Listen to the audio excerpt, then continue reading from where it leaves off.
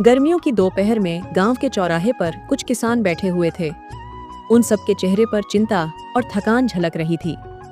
गांव में गर्मियों के कारण एक भयानक महामारी फैल रही थी, जिसके कारण लोग बीमार पड़ रहे थे। बलदेव सिंह नाम का एक क्रूर साहूकार गांव में घूम रहा था, जो बीमारों से भी ब्याज पर पैसा वसूल रहा था और उनके खेतों को हड़प रहा था। दीपक एक कोने में अपनी पत्नी सुमन से बातें कर रहा होता है। सुमन, ये बलदेव सिंह हमारी जान तक ले लेगा। जमीन और फसलें छीन कर वो क्या करेगा? जब खेतों में कुछ उगेगा ही नहीं और लोग स्वस्थ नहीं होंगे तो उसका लालच किस काम का? दीपक, क्रोध से कुछ नहीं होगा। हमें अपनी जमीन और लोगों को बचाने के लिए कोई और तरीका ढूंढना होगा। कैसा तरीका सुमन? फसलें मर रही है, लोग बीमार पड़ रहे हैं, हमारी बंजर जमीन पर कुछ भी नहीं बचा। अब इस गांव में रहना मौत को बुलाने जैसा है। तभी गांव के मुखिया अजय पास आते हैं। दीपक, तुम सही कह रहे हो। बलदेव सिंह और इस बीमारी ने गांव को नर्क बना दिया है। लेकिन बेटा, अगर तुम जैसे लोग भी हार मान लोगे तो इस गांव का क्या होगा? मुखिया जी, मैं लड़ना चाहता हूँ, लेकिन कैसे? मेरे पास अब कुछ भी नहीं बचा। दीपक, तुम्हारे पास तुम्हारी मेहनत और हिम्मत है, ये मत भूलो। दीपक चुप हो जाता है, लेकिन उसकी आंखों में सवाल और गुस्सा साफ दिखाई देता है।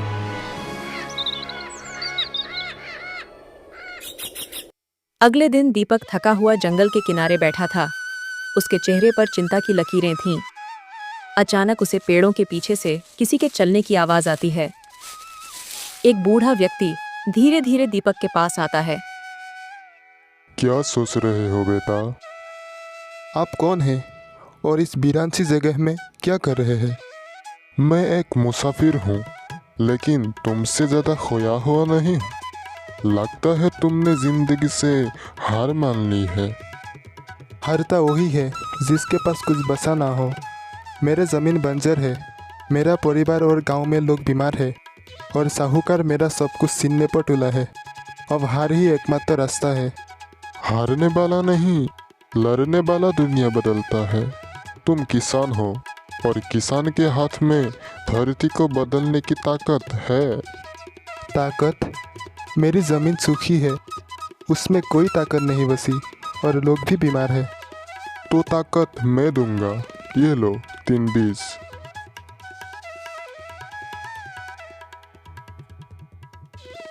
इन्हें अपनी ज़मीन पर बो देना और याद रखना, जो उगेगा वो तुम्हारी किस्मत बदल देगा।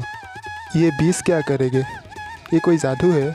जादू और मेहनत में फ़र्क तुम्हें जल्दी समझ में आएगा, लेकिन याद रखना, जो चमकेगा उसे संभाल पाना आसान नहीं होगा। दीपक, वो बूढ़ा कौन है और ये बीज क्या सच में हमारी मदद करेंगे? मुझे खुद नहीं पता सुमन, लेकिन इन बीजों को बोने में कोई नुकसान तो नहीं है। शायद यही हमारी आखिरी उम्मीदें हैं। अगर तुम्हें इन पर भरोसा है तो मुझे भी है। हमारी मेहनत और प्रार्थना से चमत्कार हो सकता है।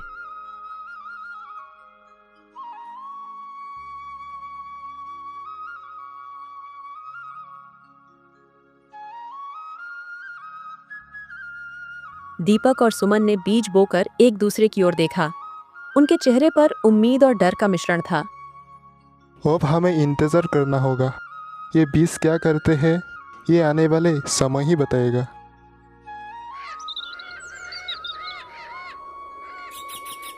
सुबह के समय दीपक और सुमन खेत की ओर जाने लगे।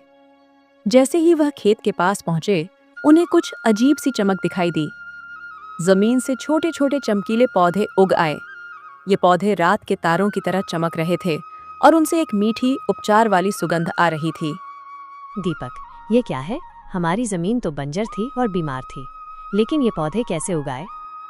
ये वही बीज है जो उस बूढ़े व्यक्ति ने दिए थे, लेकिन ये कोई आम पौधे नहीं लगते सुमन। ऐसा लगता है जैसे ये आसमान के तारों से जुड़े हो और इनमें आरोग्य शक्ति हो। दीपक, ये चमत्कार है। हमारी जमीन पर रोशनी आ गई है और लोगों के ठीक होने की उम्मीद भी। अब हमारा गांव भी खुशहाल और स्वस्थ हो सकता है। लेकिन सुमन, अगर गांव वालों और बलदेव सिंह को इसके बारे में पता चल गया तो ये चमक हमारे लिए मुसीबत बन जाएगी।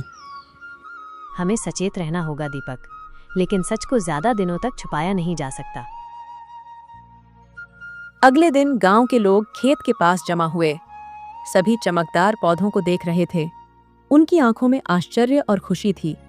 लोगों को महसूस हुआ कि इन पौधों से एक शांति और उपचार की ऊर्जा निकल रही है।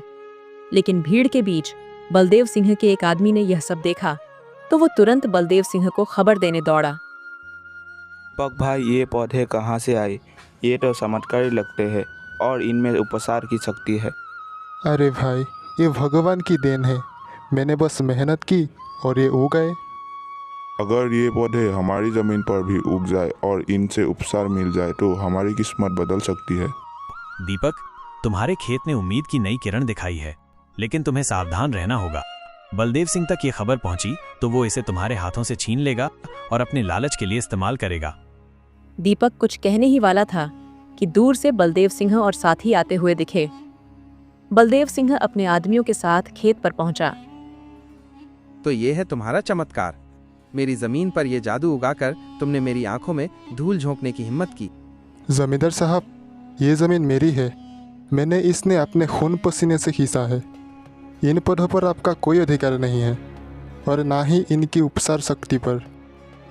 तुम्हारी जमीन, तुम्हारी हिम्मत कैसे हुई ऐसा कहने की? ये पूरा गांव और हर खेत मेरी जागीर है। अब ये चमकीले पौधे भी मेरे हैं और इनकी उपचार शक्ति भी। मैं इन्हें बेचकर धन कमाऊंगा। जमींदार साहब, भगवान की देन को कोई इंसान अपनी जागीर नहीं बना सकता। ये पौधे मेहनत और विश्वास का फल है और इनकी उपचार शक्ति केवल शुद्ध हृदय वालों के लिए है। चुप रहो, मैं जो चाहूंगा वही होगा। आज से ये जमीन मेरी है। दीपक, अगर तुमने विरोध किया तो अंजाम भुगतने के लिए तैयार रहना। बलदेव सिंह ने अपने आदमियों को पौधों को उखाड़ने का आदेश दिया। दीपक और सुमन ने बीच में आकर रोकने की कोशिश की।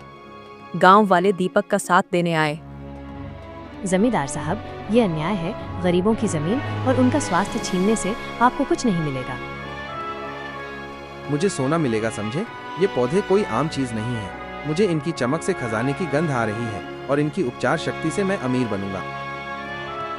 जमींदार ने आदमियों को पौधे उखाड़ने के लिए छोड़ दिया और वहां से चला गया।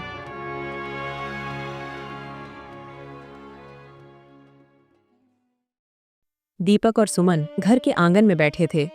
दोनों बेहद परेशान थे। बूढ़ा व्यक्ति योगीराज एक बार फिर उनके सामने प्रकट हुआ। दीपक, मैंने तुम्हें पहले ही चेतावनी दी थी। इन पौधों की चमक केवल तुम्हारी मेहनत का फल नहीं बल्कि एक रहस्य का द्वार है। कौन सा रहस्य? ये पौधे युद्धधाम और आरोग्य का द्वार खोलते हैं। उस लोक में अमृत जल छिपा है जो हर बीमारी को ठीक कर सकता है और जमीन को उपजाऊ बना सकता है, लेकिन लालच से भरे इंसान वहाँ नहीं पहुँच सकते।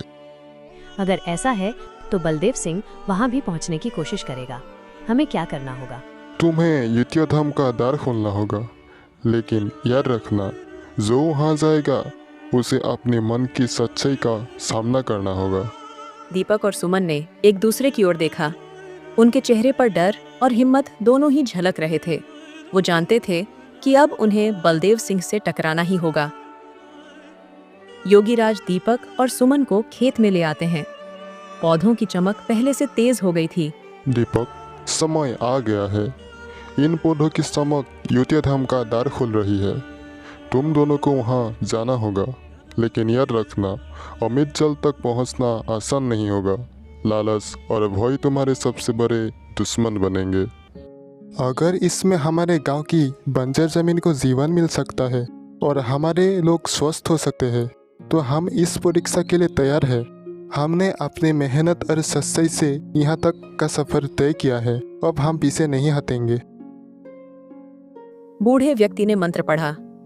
पौधों की चमक बढ़ गई और एक तेज रोशनी के साथ जमीन फटने लगी। एक जादुई द्वार प्रकट हुआ। दीपक और सुमन ने धीरे धीरे उसमें प्रवेश किया। दीपक और सुमन ने ज्योतिधाम में प्रवेश किया। वो जगह जादुई थी। हर तरफ सितारों की चमक और स्वर्णिम औषधीय वृक्ष। बीच में एक झील थी। झील के पास एक रक्षक खड़ा था। उसका आकार विशाल और चमकदार था। कौन हो तुम और यहाँ क्यों आए हो? मैं दीपक हूँ, एक किसान। मैं यहाँ अमृत जल लेने आया हूँ। ताकि हमारी बंजर जमीन को उपजाऊ बना सको और गांव वालों की बीमारियां मिटा सको। अमृत जल केवल उसे मिलेगा जो निस्वार्थ और सत्यनिष्ठ होगा। ये जल लालचियों को नष्ट कर देता है। क्या तुम्हारा दिल सच्चा है? हमने अपनी मेहनत से इन पौधों को उगाया है। हमारा उद्देश्य केवल अपने गांव को बचाना और लोगों को स्वस्थ करना है। रक्षक मुस्कुराता है, लेकिन तभी ज्योतिधाम में तेज आवाज गूंजी। बलदेव सिंह और उसके आदमियों ने जादुई द्वार के जरिए प्रवेश किया। तो यही है वो खजाना। दीपक, तुम मूर्ख हो। ये खजाना अब मेरा है। इसे मैं बेचकर खूब धन कमाऊंगा और इस अमृत जल से अपनी सत्ता बढ़ाऊंगा। अमृत जल लालचियों के लिए नहीं है। अगर तुम इसे छुओगे तो ये तुम्हारा विनाश कर देगा। कोई मुझे नहीं रोक सकता। मैं अपनी ताकत से इसे हासिल कर लूंगा। बलदेव सिंह झील की ओर बढ़ा। जैसे ही उसने अमृत जल को छुआ, झील का पानी आग की लपटों में बदल गया।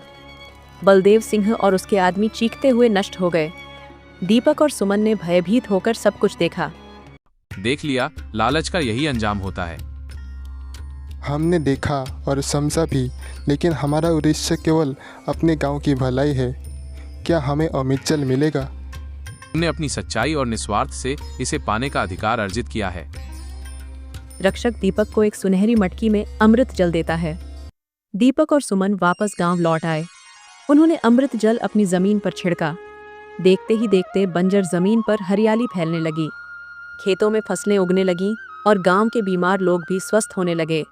दीपक, तुमने हमारी उम्मीद को सच कर दिखाया। अब ये गांव भी फिर से समृद्ध और स्वच्छ होगा।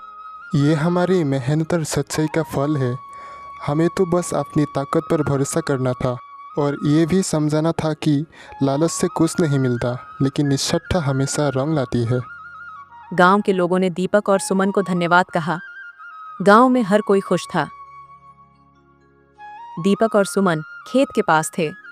बूढ़ा व्यक्ति योगीराज एक बार फिर उनके सामने प्रकट हुआ। आप कौन है बाबा, और आपने हमारी मदद क्यों की? दीपक, मैं युद्धधाम का रक्षक हूँ। सदियों से मैं धरती पर भ्रमण करता हूँ और उन लोगों की तलाश करता हूँ जो सच्चाई और निष्ठा के साथ अपनी ज़मीन, अपने लोगों और जीवन की संवारने का सपना दिखता है। लेकिन हमें क्यों चुना? क्योंकि मैंने तुम्हारी मेहनत और सच्चाई को देखा था। तुम्हारे जैसे लोग ही अमित और युद्धधाम की शक्ति का सही उपयोग कर सकते हैं ताकि सभी स्वस्थ और खुश रहे।